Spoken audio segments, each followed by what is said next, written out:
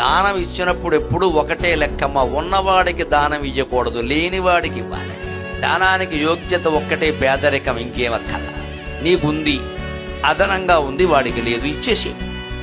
నీకున్నది ఇచ్చేస్తే దాన్ని దానం అంటారు, నీకు అదనంగా ఉండి ఇస్తే దాన్ని దానం అంటారు, నీకు రావలసిన దాన్ని వదులుకుంటే త్యాగం అంటారు.